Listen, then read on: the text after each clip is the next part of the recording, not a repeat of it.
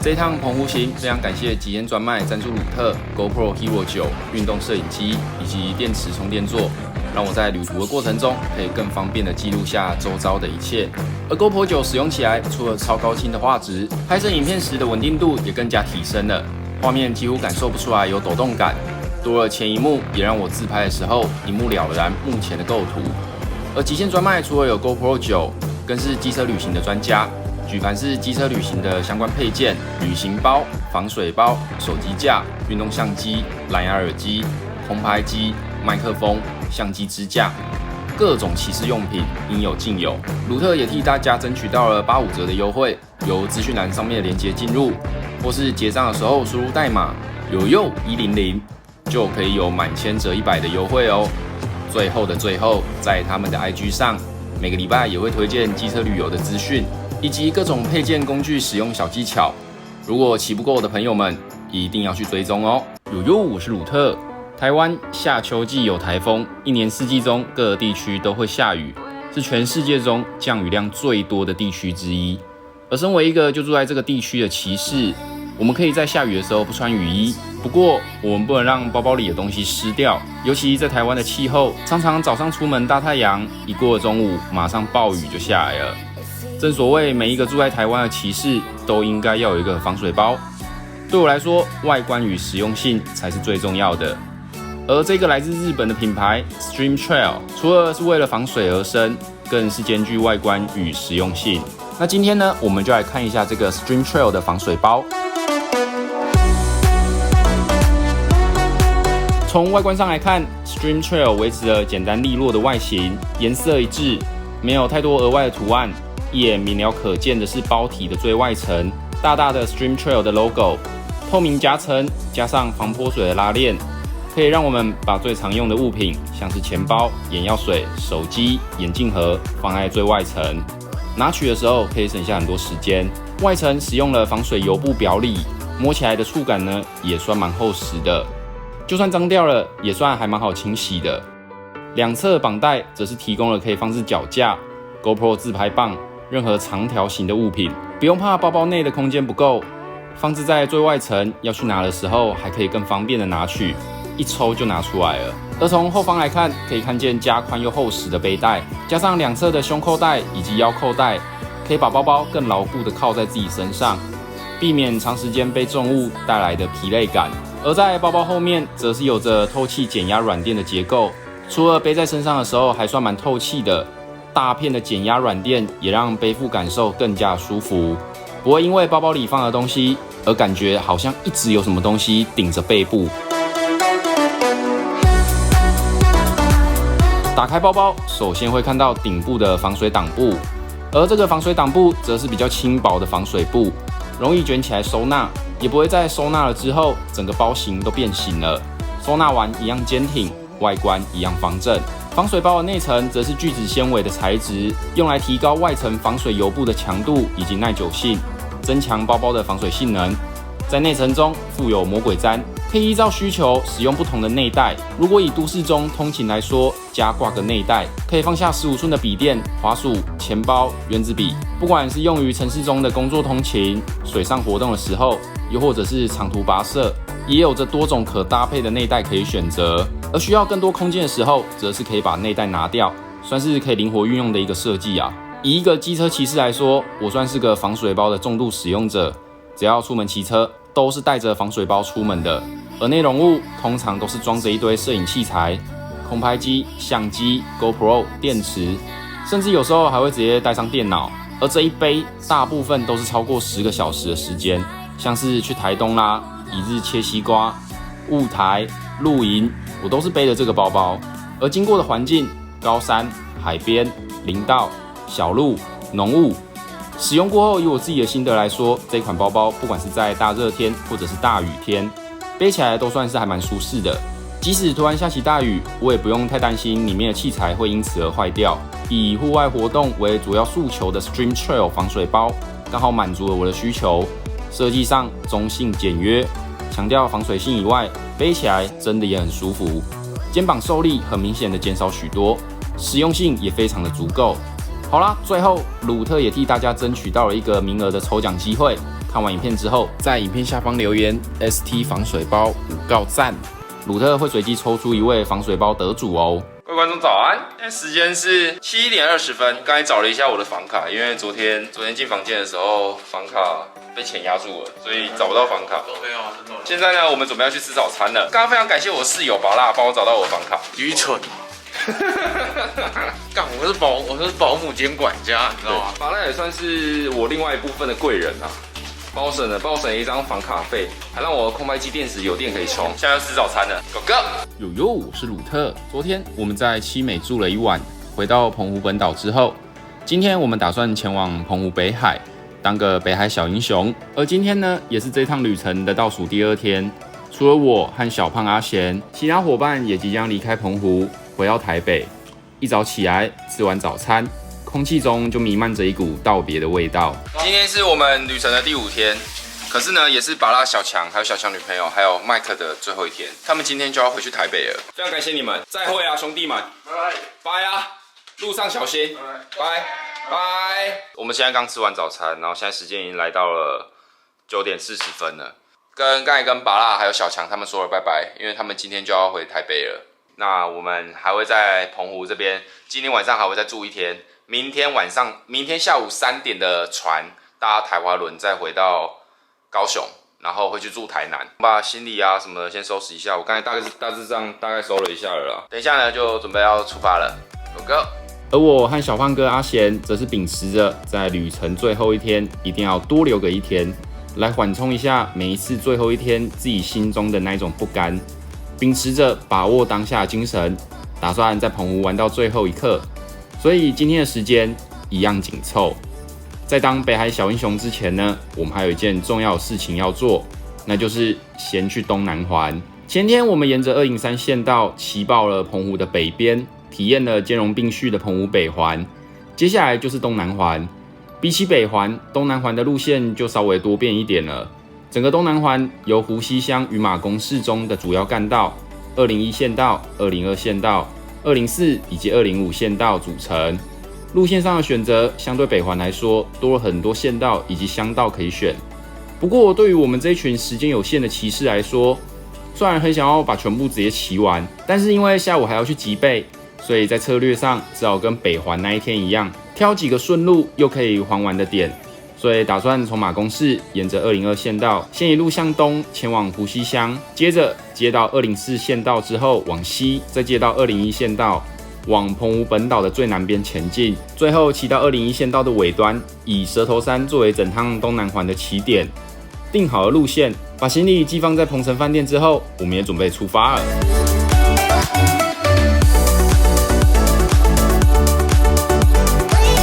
东南环对于我来说算是比较陌生的啦。一是因为之前来澎湖的时候是跟团的方式过来的，整个东南环我只去过一个点，那就是摩西分海。所以就算是前天已经去过北环了，我还是对东南环有一种期待感，期待可以看见更多不一样的景色。从马公市出发，经过那一天北环的时候，停下来装大牌的机车行。在这个路口，我们从203县道接到了这条东南环的第一条县道202县道，而这一条202县道不长，西起马公，东至澎湖本岛的最东边，全长只有短短的12公里，是湖西乡的环乡公路，连接了乡内各个村的主要道路。跟203县道很相近的是，路的两旁也种满了防风绿化林，景色看过去几乎是一模一样的。真的要说哪里不一样的话呢，应该就是202县道上的绿化造林真的茂密了许多，连两边的景色都会被遮蔽。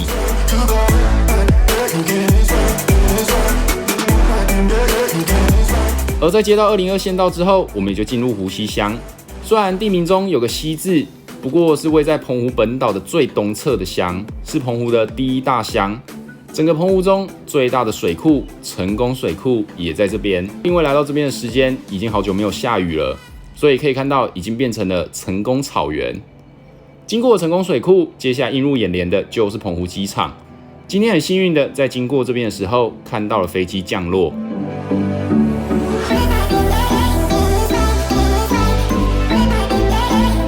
经过了水库、机场，沿着202县道，我们接到了澎14乡道，准备前往摩西分海。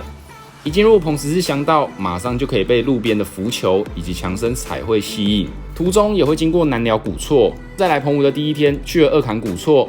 昨天的七美望安，去了花宅聚落。今天因为时间的因素，所以在这边就只打算前进摩西分海。在这一条县道上，还有一台限速40的测速照相机，也可以开始慢慢看见一车一车的游览车。看着左边的海水逐渐退去，已经露出了沿岸。我们也抵达了摩西分海。而作为澎湖最经典的景点之一，在退潮时刻，还是吸引着一大群人来这边踩海水的。不管是人潮、车潮，也真的是多到爆炸。那鲁特在这边也帮大家争取到了一点福利。接下来，我们就把镜头转交给妹子，由她为我们介绍摩西分海的现场实况。这边是竹子，嘿嘿，我们到摩西分海了。然后如大家所见，人真的非常多，因为听说现在正好开始分海退潮，大概是只能看到人啦，非常多人。我们现在正在努力寻找，就是人海中的空隙，就是让我们可以看到海景。好困难哦，人真的非常的多。而澎湖因为地小，所以其实一整趟我们始终都在跟禁飞区战斗。最后终于找到了一块狭小的限高区，往上飞之后要先绕一圈才能飞出去。各位朋友，我们现在来到了一个不知名海滩，摩西分海呢就在我们后面。那为什么我们会在这边呢？因为我们这一整趟的旅程啊，全部都在跟禁飞区对抗，永无止境的禁飞区，好不好？所以我们一直要找可以飞的，在附近又是绿色的。黄色啦，又是黄色的，可以飞的，最高60公尺的限飞区。那我们今天的航线呢，非常的特别，因为它前面这边是禁飞区，所以我们在这边起飞的时候，我们要先往后飞，然后再绕外面一大圈，再绕到摩西分海。Go go！ 就是现在只有那一段啊，后面那一段看得到，前面还看不到。现在可以看到有一点点陆地跑出来了，现在海水非常的清澈，水能见底。这边是竹子，我们嗨，我有在拍我自己啊。回去都是你的画面，结果回去都是你的。没有，我跟你说，我很认真的拍。我们现在转过去可以看到满满的人，沿岸人潮。听说鲁特说要跳下去，但他没有走过来这里。好像要等他退才能走，对不对？他说到算话哦，也说到算数哦，鲁特。应该没有，就是右边最上角。是东北，澎湖的最东北的地方。那应该是比较适合看日出。对啊，东北对啊。对，我们是面东。看起来是有比刚刚露出多一点。然后他说在上面看起来快要退到可以走，我们也要下去了。然后我们现在正在排队。而摩西分海位于魁壁山地质公园，跟玄武岩一样，在之前也是出现在地理课本上的地方。在退潮时刻，海岸会裸露出一条 S 型的砾石步道，游客可以以步行的方式前往前方的鹿连岛赤屿，而步行的过程就像是走在海中央一样。所以，就算是在炎炎夏日，还是吸引了一大群人来欣赏它的奇特。而赤屿长约120公尺，宽约60公尺，因为在底部的岩层呈现红色状，所以取名为赤屿。原本是可以攀登上去的，不过在2017年之后呢，已经禁止攀爬登岛了啦。让我比较好奇的是，在这个赤屿上面，可以看到用石头排出来大大的字 "Love You"。鲁特也不知道是什么时候出现在上面的啦，在看到了当下，自己也是蛮惊艳的。既然身为一个单身汉，拍下来也没有人可以送，那就送给看到这部影片的大家，感谢长久以来你们的支持啦 ，I love you all 啦。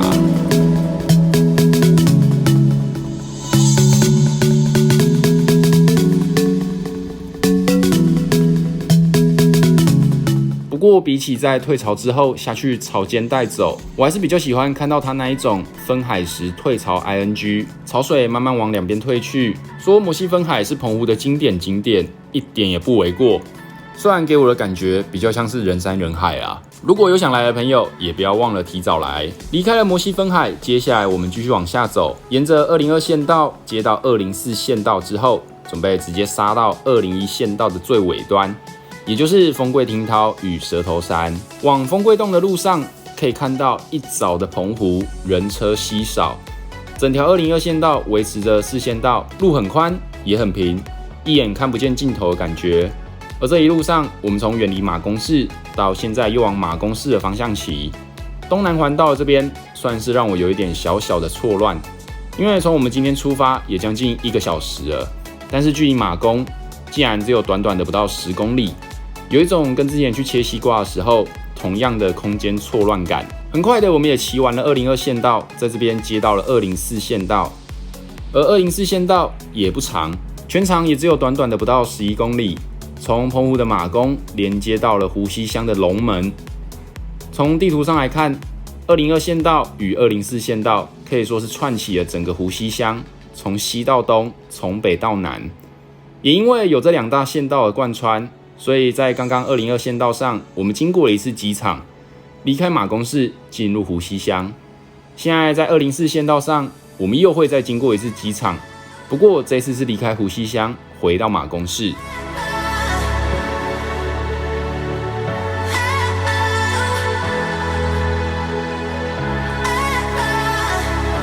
骑完204县道，我们在进入马公市前左转，接到了201县道。跟刚刚骑的那2条县道一样，201县道也是一条长度只有不到11公里的县道。东南环中以202与204县道串起的东部环线，加上201县道的南环，大致上就是我们今天的行程啦。原本第一天从台中出发澎湖，一直以为8天7夜总会有个2-3天是空闲时间可以好好休息的，到现在极度充实的行程，只能说自己在第一天真的是太小看澎湖了。而从201县道开始，我们就可以直接从县道上看到海了。在北环的那一天，县道上的视野几乎都被防风林挡住了，而今天的202还有204县道离海边也有一大段的距离，所以在骑完204县道之后，鲁特已经可以说是几乎快放弃看海了啊，只想着目的地有海可以看就好了。所以在当下边骑又可以边看到海的时候，还是算蛮兴奋的。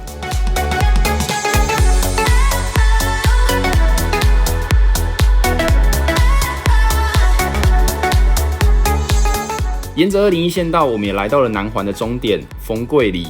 从丰贵国小附近，我们左转进入了一条不知名小路。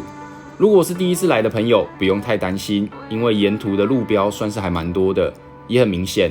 路虽然小条，但却不会到太复杂。一进入不知名小路，往前骑不到30秒，海会突然出现在我们的眼前，比爱情来的还突然的那一种。接着看到一个长得很像飞碟的景观台，就代表我们到了。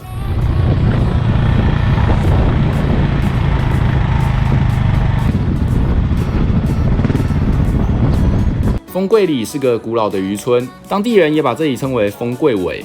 我想应该是因为这里正好落在丰贵半岛最尾端的关系。在这里的玄武岩，因为长时间的海浪侵蚀，形成了狭长的海蚀沟，而海蚀沟的底部又被侵蚀成海蚀洞。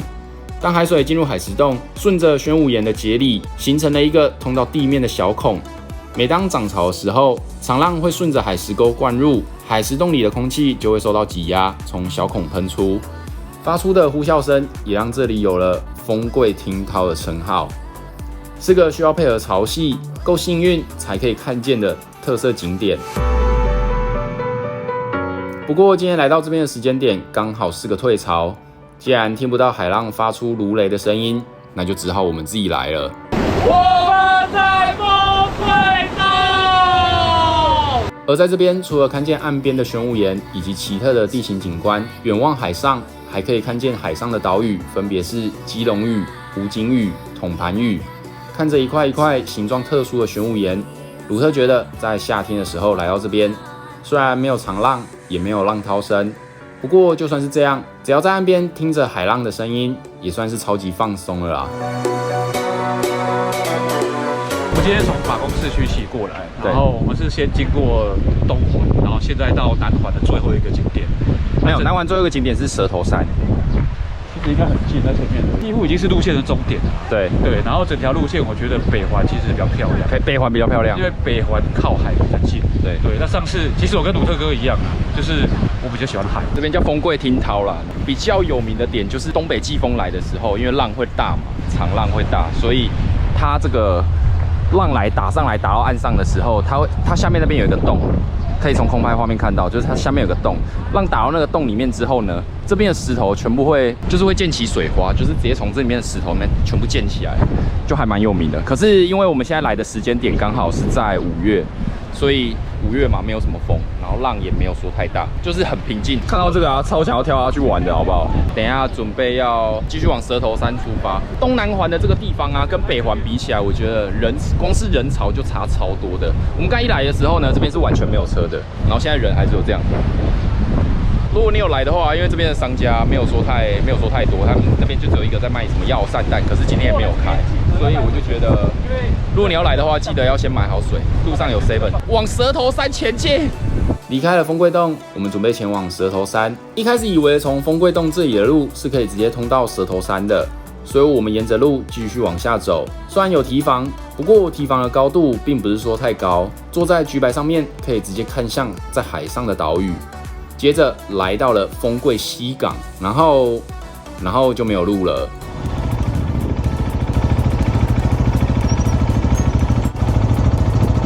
果然凭直觉乱骑还是不行的。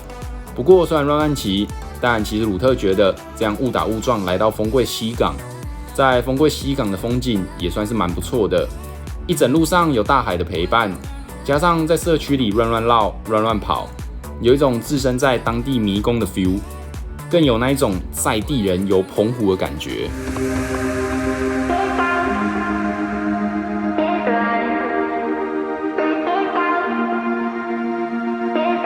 走出了丰贵小迷宫，我们接回201县道，接下来经过丰贵东港之后，往蛇头山的方向前进。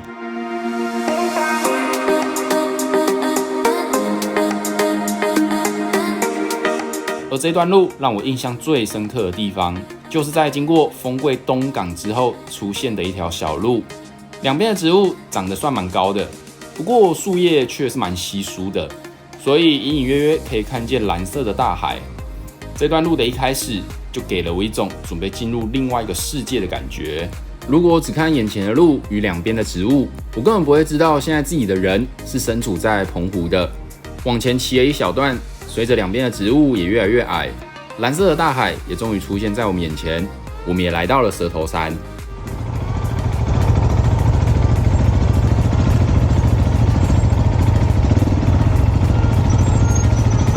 蛇头山顾名思义，从马公市望过来就像是蛇的头，位于丰贵尾的北边，是一座突出的小山，列为台湾小百岳之一，海拔20公尺。让我来到这边也能解锁一座小百岳。而这里特殊的港湾地形，不只适合贸易，军事意义上，在打仗的时候还可以与对面的金龟头山共同作为马公港的庇护。所以在当时，荷兰人曾经在这边盖了第一座西式城堡。不过随着时间推移，城堡上的玄武岩也在荷兰人撤退之后，把这里的建材运到台南，作为新建热兰遮城的材料。所以目前在这边只剩下4根大大的柱子。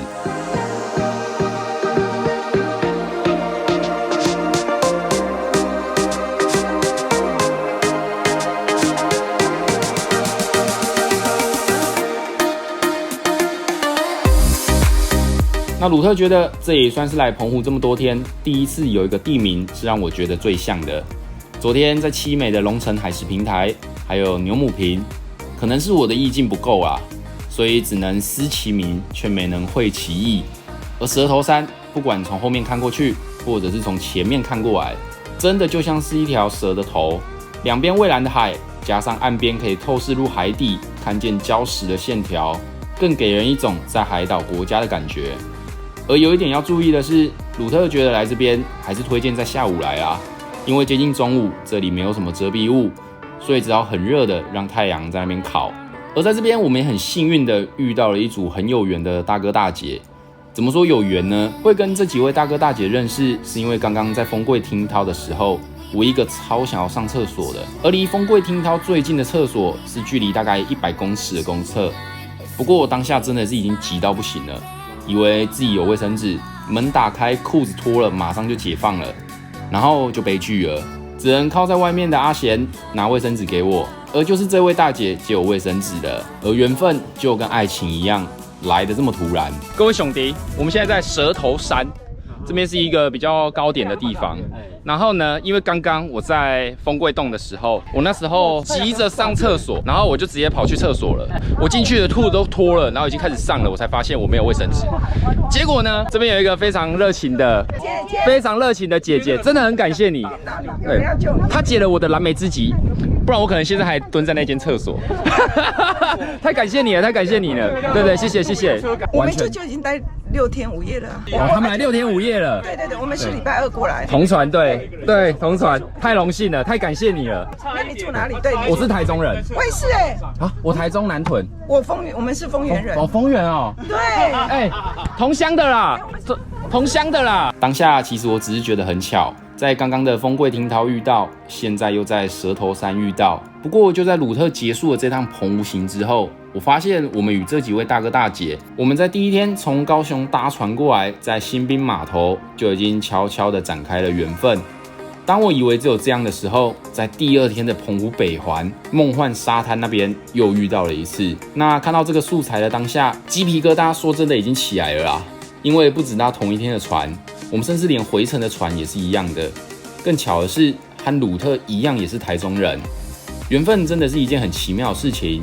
很多时候我们已经遇到了彼此，自己却不知道，然后绕了一大圈，最后又回到了这里。世界上最美好的事情之一，莫过于遇见。不论今天我们是不是一个旅人，经历的每一天都会有形形色色的遇见。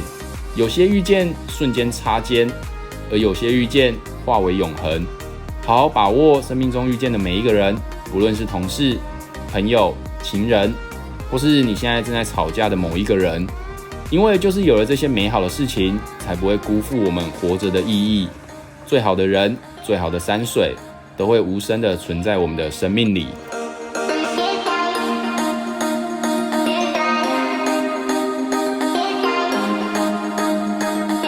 告别了大哥大姐，我们也准备继续展开自己的旅程。刚刚说到山水，因为蛇头山是整个南环路线的终点，所以接下来我们也准备回头，沿着201县道一路往回骑，前往山水沙滩。澎湖真的有很多小路，而每一条路骑进去看到的景色也是极度漂亮的那一种。在离开蛇头山之后，我们又再次走错路了，应该是没注意到要转弯，所以从丰贵东屿港继续骑，来到了一个可以眺望整个马公的地方。虽然说自己人现在就在马公市里面，不过隔着一片海，对岸也是马公市，还是有一种空间上的错觉。一路上可以看见很多就长在海边的仙人掌，虽然此刻我们还不知道自己走错路了，不过享受着当下的美景，走错路也就不算什么了。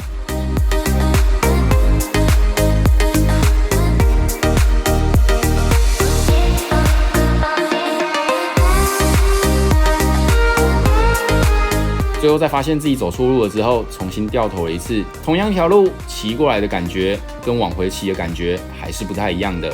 在路程中走错路，会有一种发现新大陆的 feel， 心里会想说，哦，原来这里也不错嘛的感觉。所以鲁特也非常推荐大家，在一趟旅程中，如果你不知道路，那就乱骑就对啦。说不定在哪边你会发现一个美丽的景点，而这个美丽的景点因为是个美丽的错误，所以往往都不会是在 IG 或者是脸书上看到的那一些。好好把握迷路当下的美好。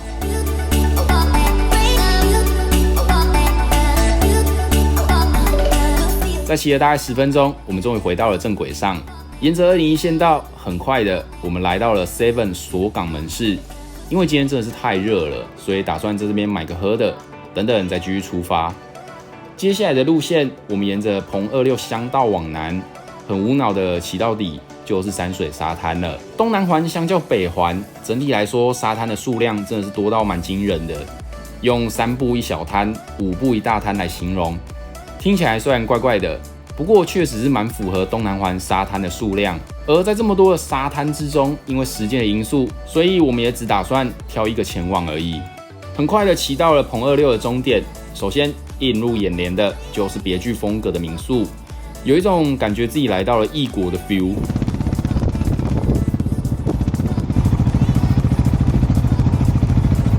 山水沙滩是位在澎湖最南边的沙滩，而取名山水。我觉得在这里就刚好有山又有水。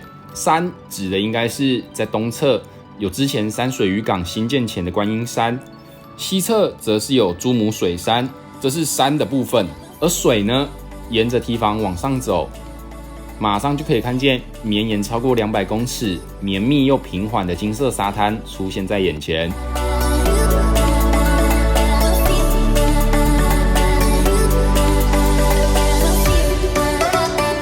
金色沙滩上，一道一道白浪接连往岸上打，接着靠近沿岸的海呈现了一种 Tiffany Blue， 而 Tiffany Blue 也有人叫它湖水绿啦。不过不管它是蓝色还是绿色，那都不重要，垃圾不分蓝绿嘛，美景才是最单纯的。从岸边的一道道白浪到 Tiffany Blue， 再到蔚蓝清澈的海水，颜色也从金色到白色再到蓝色，可以说是颜色非常饱和的一个景点。山水沙滩，有山有水，名副其实。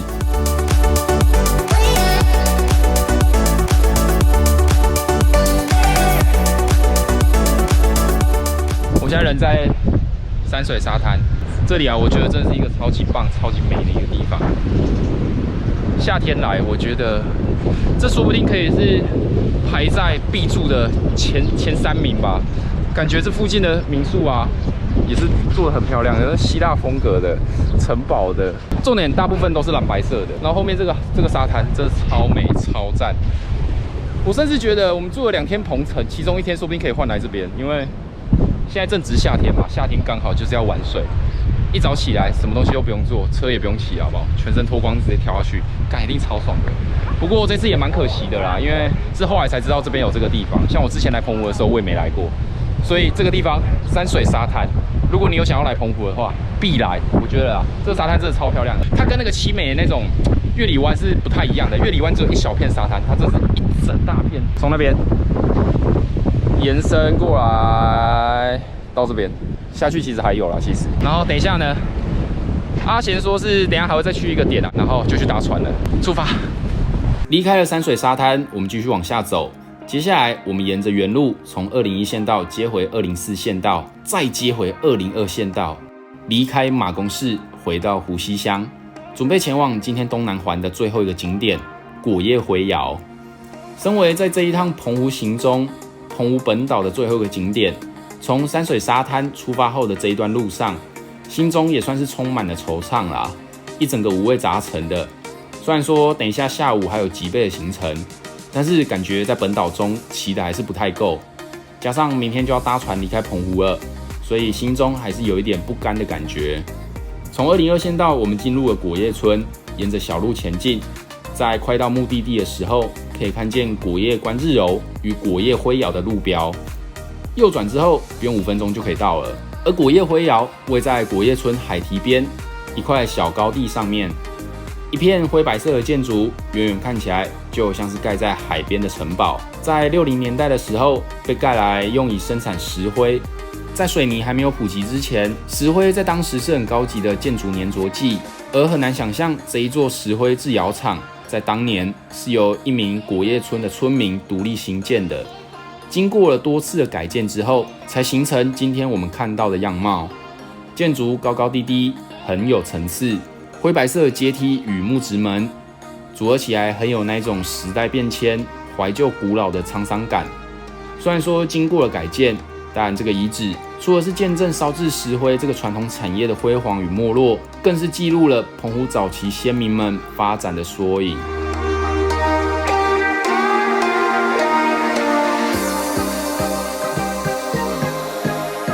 而对于网美网帅来说，就是天堂啦。不同的角度可以拍出超多不一样的照片。在这里是靠近东边的海岸，所以也可以看见一望无际的海洋。海堤旁边可以看见一整片白色的沙滩，登上堤防可以看见附近辽阔的海域，还有远处巨大的风力发电风车。虽然说在台湾也有风力发电，不过鲁特还是觉得在背景的衬托下，澎湖的风力发电还是比较香啦。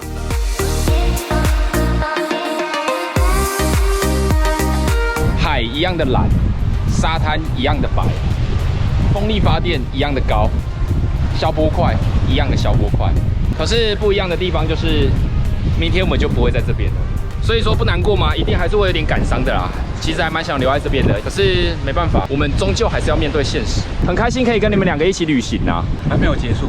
对，虽然还没有结束啊，可是没有澎湖今天等一下就要结束啦。我也很开心可以认识鲁特哥。对，我之前有说过，那个我经营 YouTuber 啊，对，走这么长一段路以来，对，其实是孤单的。其实这是不少创作者，但是却很难长长久久的一直有联络下去。对，那只有这个鲁特哥不离不弃，对不对？对。从刚才那段话，我大概知道他在讲大鹏。又中枪。送澎湖一句话：我想念你，我一定会再来。下次可不会这样约。澎湖再见！因为这里是在东南环中停留的最后一个点了，在这边提前先跟澎湖说再见。接下来也差不多到了前往吉贝的时间了，而要前往吉贝，也就代表着我们又要搭船了。不过这一次不是在澎湖转运站搭，而是在澎湖转运站的北站北海游客中心搭船，所以我们必须从湖西乡骑着202县道，接到203县道之后，进入白沙乡，来到北海游客中心。在上一集的七美望安中，我们是前往南海游客中心搭船到七美望安的，而吉贝与七美望安则是相反，算是澎湖的北海油气系统。相较于南海，北海的岛屿数量就没有这么多了，比较大的岛也就只有吉贝岛。但是这边说的大是相对的大，环一圈吉贝也只需要不用30分钟就可以环完了啦。不过虽然不大，但鲁特已经久仰大名了，因为每次只要听到朋友说去澎湖，一定就会出现吉贝这个词。然后在我多年前来到澎湖的时候，竟然还没有去过吉贝，所以就算是才刚刚骑完东南环，还是满心期待的准备好好逛逛吉贝岛。沿着203县道，很快的我们也来到了北海游客中心。要当北海小英雄，首要条件就是必须先付钱买船票。各位观众，在经过了不知道多久之后，现在骑到了北海游客中心。那昨天呢，我们睡的鹏城对面那个叫南海游客中心，今天呢这个叫北海游客中心。以南海还有北海来分的话呢，应该就是一个是通往北边的，一个是通往南边的。像我们昨天去的七美啊、望安啊，都是属于南边的，还有南方4岛嘛。那北海呢，吉贝往北边的，以澎湖本岛分为北和南。那今天我们要去的吉贝呢是在北边，所以我们今天就来北海游客中心。那离那个马公港呢，大概车程我觉得不到20分钟就到了，算是蛮快的。然后因为我也没有做过，我是第一次要去吉贝。那听说那边是非常漂亮的，所以等一下呢就让我们坐船，因为我们是1点半的船嘛，然后现在时间1点5分。算是有提早来了。这一个呢，就是等一下我们准备要前往吉贝的船票，好不好？这就是客运上的票啦。北海游客中心，乘客时间1点半。如果你是到吉贝的话，你要回来最后一班船的时间是在5点，所以你一定要搭上那一班，不然呢，你就只能住吉贝了。你是第一次去吉贝吗？对，吉贝是第一次去，吉贝第一次，我也第一次去吉贝。其实整个澎湖啊，只有本岛，我10年前还20年前去过一次，就只有在本岛嘛。对，上次像七美啊，然后昨天去的望安，对，那也都是第一次去，都是第一次去。从澎湖搭船到吉贝，船票呢大概是来回400块，然后去那边的话，因为我们有租机车，再加200块，所以总共加起来呢是650块。像我们进来北海游客中心呢。看到有一个海龟，很可爱的海龟，它也戴个口罩，所以现在来这边都要戴口罩。然后今天呢，我们搭的船班叫金巴达快艇，好不好？航班1点半的，现在时间1点17分。也因为北海的岛屿数量比较少，所以在这边看到的游客大部分都是要往吉贝的，人潮相较南海游客中心自然也就比较少一点了。而今天我们要搭的船则是金巴达快艇，从北海游客中心到吉贝，船票不贵。来回只要400块，加上到了吉贝要租车，所以一个人是650块。搭乘的时间不会太久，只需要大概20分钟就可以到了。而回程，因为从吉贝往白沙的船班最后一班是在下午5点，所以这也就代表着我们这一趟又是非常赶的行程。这里啊有水上摩托车，等一下我们看情况起爆吉贝。可是我穿牛仔裤我才不要让内裤湿掉。还是因为它的水上摩托车不是雅马哈的。哎呦，对吧？它看起来是雅马哈的配色啊。我对，看它是雅马哈的，它是雅马哈的，真的是雅马哈哎，真的是雅马哈。靠，那你没有理由不骑了吧？它不是 T-Max， 它不是 T-Max， 对，它不是 T-Max。看它水上摩托车，真的图片上的真的是雅马哈的，可是我们等一下看情况啦。如果可以的话，我一定骑爆，超想骑。然后你去骑啊，然后我帮你飞，好不好？对，从我们到澎湖到现在啊，我们应该搭了6、7艘船去了吧？对，超过6、7艘。是不是越搭越小？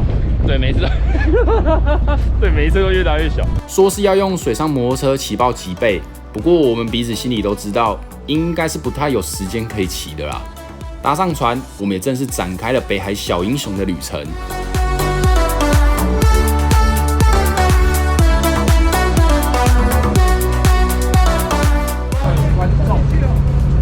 现在是下午的1点55分，那实际上我们好像搭了25分钟，哦，没有，差不多20分钟。对，我们来到了吉贝啊，不对，这里跟晃安一样，接近2点了啦，然后搭过来时间大概25分钟吧。我们现在到吉贝，刚到，准备要下船了。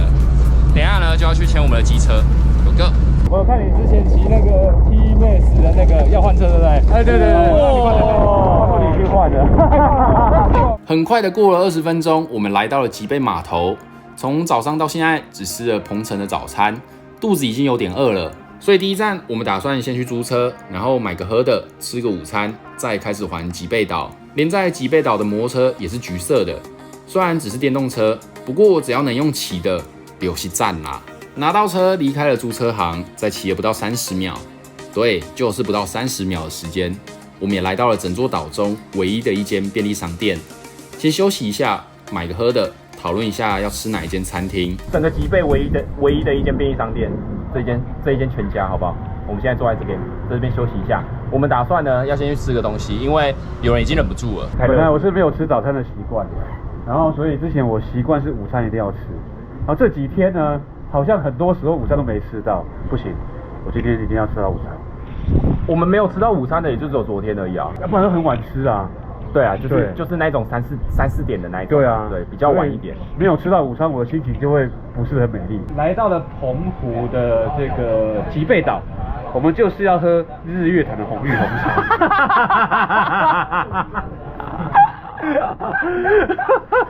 我告诉你，喝一口看看。哎，你一定要翘小指就对了。我习惯是这样，然后这样看起来比较，对啊，哇，这样握起来很霸气。拍广告了，喝起来口感有日月潭的味道。你他妈的跟我在一个四面环海的吉贝，跟我讲一个日月潭四面不靠海的地方。等一下，有日月潭缺水的味道。吉贝这边应该也是缺水，它这边应该也是海水淡化。其实这个我觉得还不错喝啦，不错喝。日月潭红玉是台湾有名的红茶茶叶啊，对。然后我蛮喜欢喝的，所以刚刚我进去里面，其实本来这么热的地方，我觉得应该要喝椰子水，因为它可以消火。对，但是它居然卖完了，可见每一个人都跟我一样。那我不得已只好买一下日月潭的红玉红茶，好不好？喝毒品 OK 啊。待会阿贤说要带我们去吃一家叫做凤娇姐的店，那我们查了一下 Google 的评价呢是4.2颗星。那总共有165个评论，基本上好像可以尝试看看。走，出发。不过虽然是这样说啊，但是我还是抖抖的，因为我之前去东港吃黑尾鱼的时候，干那间餐厅他妈超烂，端了一盘超生的，然后我那时候以为是正常的，我就吃下去，然后当天晚上我到台中的时候，半夜去急诊，那个食物中毒的感觉真的是跟肚子痛很不一样。我那时候是整个跪趴在床上，然后全身在冒冷汗，食物中毒的那个痛超痛，跟一般拉肚子痛不一样。好了，拼拼看啦，我们就拼拼看，好不好？反正这辈子不吃，下辈子也不会吃啊。最多就是讲说，以后再也不要这样吃啊，下次可能不会这样拉了，因为已经全部拉完了。Go， 准备出发了。在这边喝个饮料，稍稍讲个干话。最后我们决定前往一间开了28年的在地老店——凤娇姐小吃店。从全家骑了大概2分钟就可以到了。你等你点啊，你等你。哎呦，我等你等我。我找足久的，你知道？你找足久。系啊。生着病啊！我对台北新桥倒摆来。我听你气。真的啊！你生着病啦，一定的啊！我对台北桥倒摆来，啊，入去高雄，我坐船过来，把我载过来以后，我再坐船过来，我再给坐船过来。就是有要来你才10分啊。上的。这样算少啊！你说他经营了28年了？对，他经营28年，他最近有搬他家。本来在那个庙旁边呢，有一个什么庙，是什么武圣庙还是什么？旁边就有一间庙啊。武圣庙哦屋型，在 Google 上面的评价4.2颗星，跟上次南河一样，三之恋。一开始也看起来还普普嘛，对，也还普普人，后来人变多了。对，我们一来的时候人就变多，会不会等下我们吃完了？所以我们是招财猫，喵喵。等下吃完就一堆人跑进来。那小胖进到这间店，第一个感受就是老板娘满满的人情味，超热情，很好玩。我觉得澎湖人啊，这边也算澎湖嘛，对，澎湖人真的都蛮热情的。我每次只要离开台北，我都觉得台北以外人都超热情。你这个不要乱开地图炮，台北人全部被你开了一遍。你还穿铁达尼号？你是这坐船穿铁达尼号？你是怎样？我跟你讲，我穿这件衣服是有意义的。哎，来，请说。因为我记得我刚开始拍片的时候啊，那时候那个 Ross 跟那个 Jack 他们都变胖。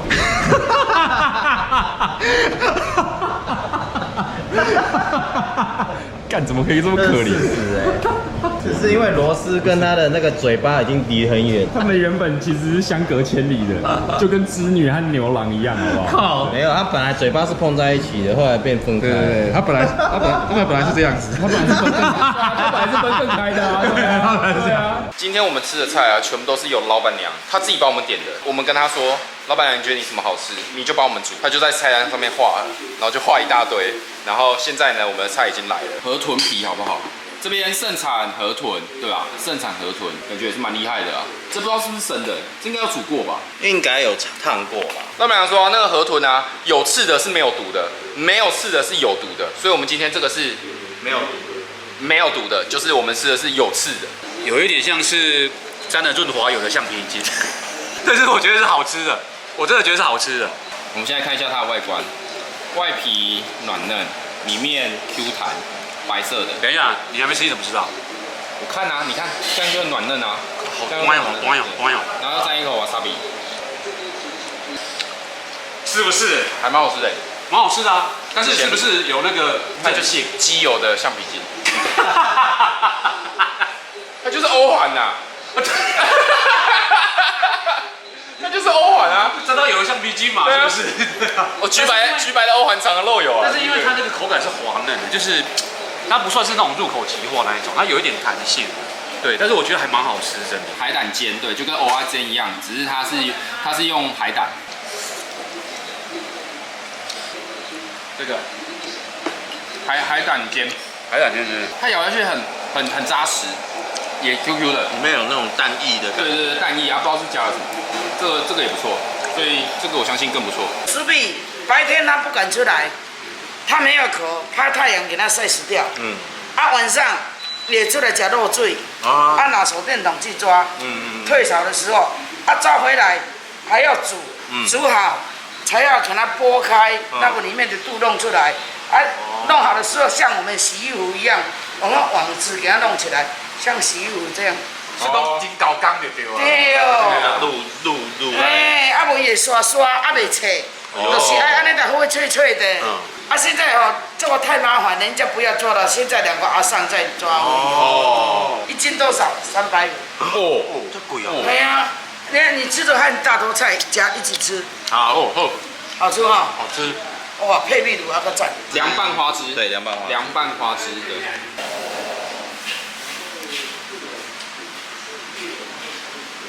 我们的这个面线里面的小quả就是这个。对。哇，很大只哎。对呀，个新鲜。哎呀。谢谢老板娘。谢谢。那这间凤娇姐小吃店煎饼类的口味，鲁特真的觉得非常的特别。一开始看菜单，原本以为会像是蚵仔煎那样湿湿的，不过实际上吃起来更像是煎饼，外头酥酥脆脆的，很有厚度，分量也非常足够，蛋香味也蛮浓的。小管面线也用在地的小管，非常的新鲜。而让鲁特觉得最有特色的就是这一道石壁炒酸菜，非常下饭。价位的部分，鲁特觉得以一盘100元的海胆煎，在吉贝算是一个非常便宜的价格啦。不会因为这边是地处偏远的观光区，所以就比较贵。而凤娇姐本身也是一个非常热情的大姐，当我们一到餐厅的时候，马上就跟我们干话了起来，那一种离岛人的乐天精神，在这里又一次深深的展现出来。拜拜。哎，有来了再找我了。好，有来再找你。拜拜。OK， 好，拜拜。跟凤娇姐说了再见，约定好下次有去吉贝的时候会再找她吃饭。一开始可以说是连还吉贝都还没有还，马上就感受到了吉贝当地人的热情。接下来我们也准备正式展开吉贝之旅。虽然说时间有限，在吃完饭之后也只剩下不到2个小时可以玩，就要搭船了。不过我还是打算骑着租来的迷你橘，好好的看看吉贝。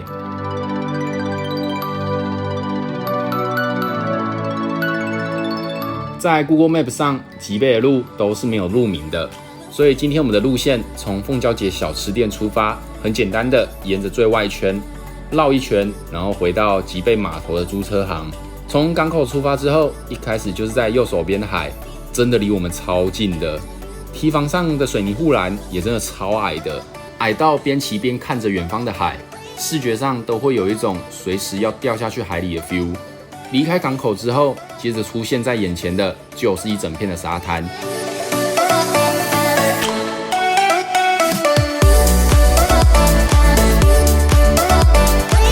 沙滩上还可以看见有一位妈妈带着2个小孩，一只超大天鹅的游泳圈在岸边戏水，可能是在地的吉贝人啊。小孩子看到我们也非常兴奋，一直对我们挥手，算是让我还蛮印象深刻的。因为小朋友照理来说，在当下玩水的时候，应该是会拼命玩的那一种，完全沉浸在自己的世界当中，不会理会周遭的人。不过他却很开心的向我招手，这一点也算是让我感觉到蛮特别的一点。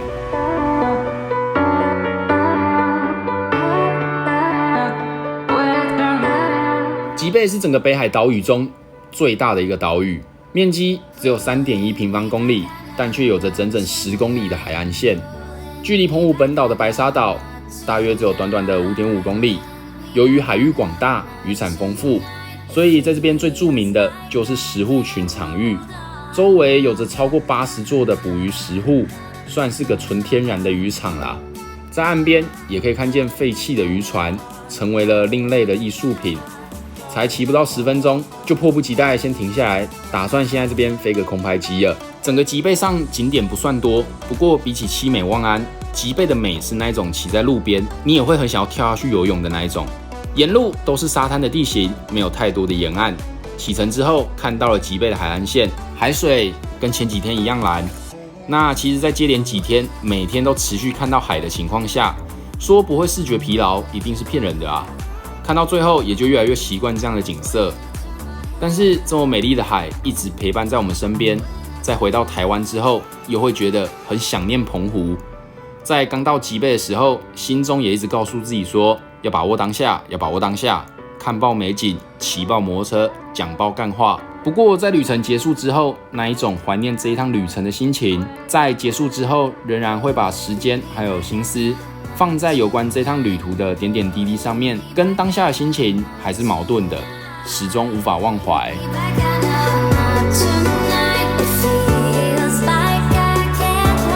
而在吉贝这里最有名的，莫过于最南方的沙嘴，因为贝壳沙与珊瑚碎屑的堆积，形成了一条长超过700公尺、宽约200公尺的沙滩。在吉贝这里，其实也有很多的沙洲、陆连岛、海基的地形。从地面上比较看不出来啦，因为四面环海，植物矮小，没有任何高大的树木，反而比较像是骑在一座荒岛上面。不过在把空拍机飞上天之后，真的非常惊艳，瞬间感觉自己从一座荒岛变成了一座真正的海岛，也不禁让人赞叹，地球这一个美丽的蓝色星球，还蕴藏着这么美丽的风景。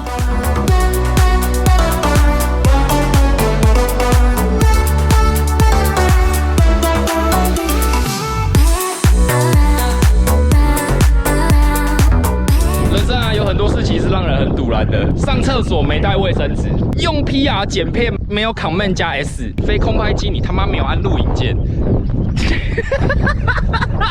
这位就是苦主好不好？结果全部那颗电池就这样白白的浪费掉了，现在要再重飞一次。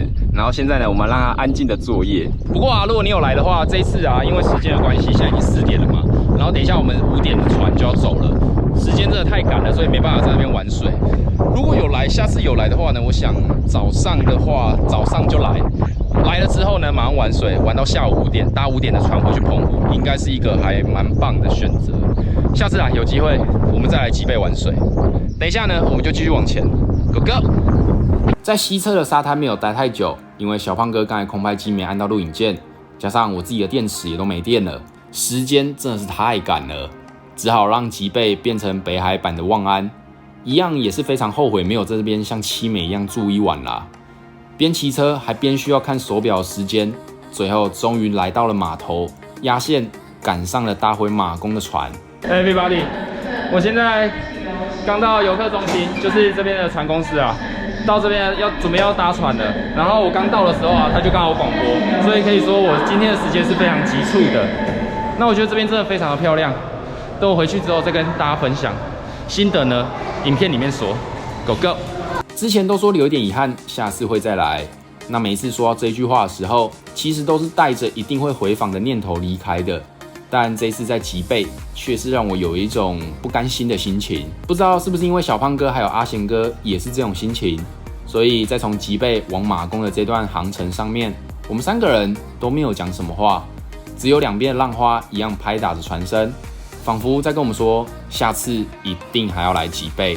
现在时间来到了5点35分了，我们刚从吉贝马不停蹄的坐完船了，现在回到了金光闪闪的北海游客中心附近的北海 Seven。我们3个现在就是什么北海小英雄。我们这几天去了七美，然后去了望安，然后今天又去了吉贝嘛。对对，总共3个外岛，对，离岛啦。对对，除了澎湖之外，比较深刻的感受是外岛的物资，包含澎湖本岛本身都一样，它的物资都其实是很贫乏的。但是我对于岛上的那些居民，真的是钦佩万分，真的。特别是从吉贝出来，因为吉贝又更加贫乏了。对，我觉得，因为它周围那个景象就是不是沙漠就是沙漠，不然就是海，对，就没有了。刚刚我在吉贝有说过一个，就是我觉得他让我学到人应该是要知足才会长乐，特别是刚刚那个吉贝那个老板娘让我很感动。对，然后真的是随遇而安，人生对活得要及时。所以说啊，幸福真的是比较出来的。透过旅行，透过去不同的地方，让我们感受到的就是，我们就是从自己的生活走入别人的生活。所以看到的那些东西啊，就算什么都没有，但是他们还是很快乐的那个样子。再跟我们自己比起来，我们真的已经超幸福了啦。平常住在都市生活也很方便啊，要去哪里都很方便啊，还有车可以骑啊，可以骑爆啊，很爽。所以我觉得幸福真的是比较出来的。每个人都看起来超健康，他们每个人都坐在那边聊天，哇，每个人看起来身体都很强。哦，对。然后虽然年纪很大，就看起来身体很健康。对，一群老人，然后那个嗓门很大，对，然后身体看起来都很硬朗。对，真的厉害。经过这一次这跳岛之后，这每跳一个岛，那个感受真的都超深刻的。时间来到了8点，我们终于回到金光闪闪的澎城了。可是呢，虽然我跟这边已经很熟了，可是我们今天晚上却没有要住这边的，因为我们今天晚上要赶去另外一个民宿吧。我们住民宿，对不对？对，我们今天晚上要赶去另外一个民宿，所以呢，我们只是回来这边把行李拿一拿，收拾一下，就准备出发了。Go！ 这个阿伯，你的脸怎么看起来快睡着了？这个密斯旅感觉上好像是女生住的饭店。离开住了2天的澎城，我们一路回到马公老街附近。在澎湖的最后一晚，我们选择了距离马公港不算太远的民宿，这样明天一早我们就可以悠哉的骑车上船了。各位观众，现在时间来到了将近9点了，我们才准备要吃晚餐，整理了一下东西，然后冲了舒服的澡，然后现在我们不知道吃什么，打算去老街上面晃一晃。然后看来精神还很好了，走 Go！ 这是我相机的最后一把电池了，就用给你了，好不好？跟大家说拜拜。好，我最后再讲一下，对，你快没电了啦，没关系。好，你讲，拜拜。把相机电池炸到最后一刻，我们也结束了一整天的行程。但是旅程就是要有始有终，今天的旅程算是在一个心情矛盾的状态下度过的，也让我觉得很多人在规划行程的时候，常常没有勇气踏出那一步。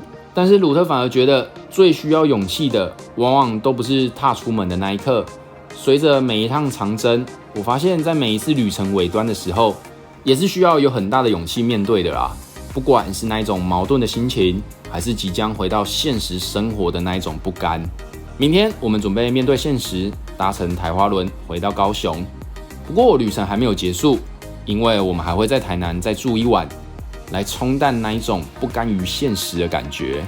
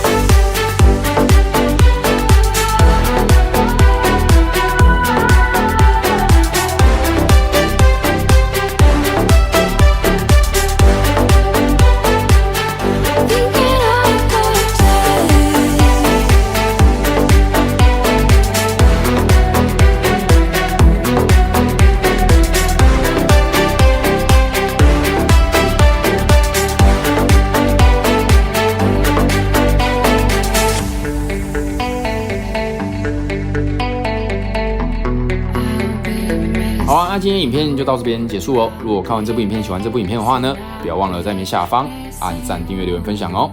我是鲁特，我们台南见喽，拜拜。